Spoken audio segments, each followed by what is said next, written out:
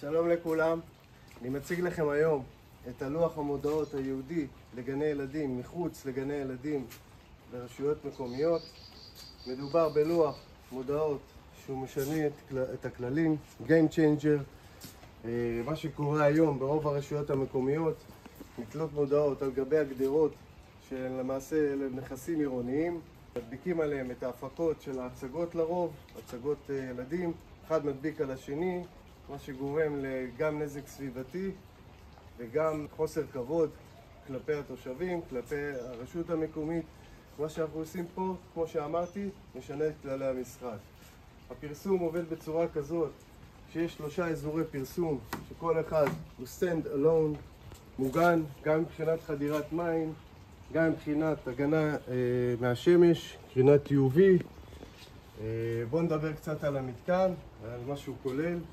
יש לנו פה לוח, כמו שאמרתי, שהוא באורך של 2 מטר ובגובה של מטר, מחומר לוקובונד, שהוא חומר מאוד מאוד חזק ועמיד, גם לנזקי מזג האוויר, ויכול לשרוד תקופה מאוד ארוכה, בלי תחזוקה שוטפת. לגבי האזורים של הפרסום, כמו שאמרתי, אנחנו קוראים לכל שטח כזה כיס פרסום, שהוא כולל בתוכו למעשה את הפקת הדפוס, שנשלפת בצורה כזאת. התעלות שמחזיקות את הכיס פוליקרבונט, זה נקרא חומר פוליקרבונט.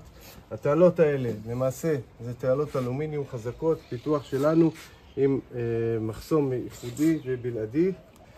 מוציאים, כמו שאמרתי, את הפוליקרבונט, את השקף, מוציאים את ההפקה הישנה, מכניסים את החדשה, סוגרים, מחזירים למקום. בצורה כזאת, זה כל הסיפור.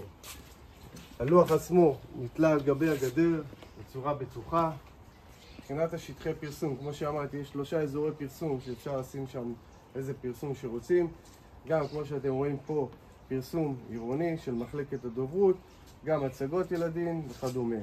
אזורי הפרסום הקבועים שיש למתקן הזה, זה האזור הזה, העליון, והאזור התחתון, שכאן העירייה יכולה לעשות איזה סוג גרפיקה שהיא רוצה, שיהיה באופן קבוע על גבי הלוח הזה.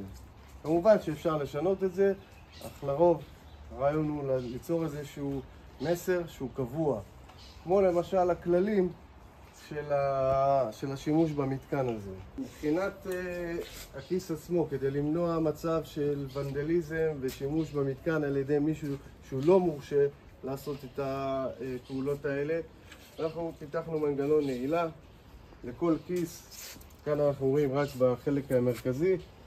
הרעיון הוא שימוש במפתח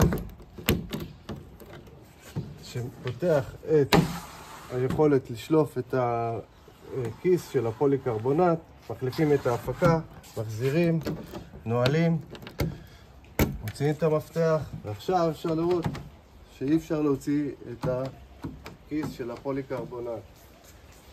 יתרונות נוספים שלא דיברנו עליהם באמצעות שימוש במתקן הזה, זה היכולת של העירייה והרשות המקומית לבסס מערכת של בקרה ואכיפה למה שמתנהל מחוץ לגני ילדים. מה שקורה היום, כמו שאמרנו קודם, כל מי שרוצה ומגיע עם כרזה יכול לתלות אותה באופן פיראטי על הגדר, ולרשות המקומית קצת קשה לבצע בקרה ואכיפה, כי כל אחד הולך שהוא רוצה ונהיה מה שנקרא כאוס, אנדרלמוסיה גדולה.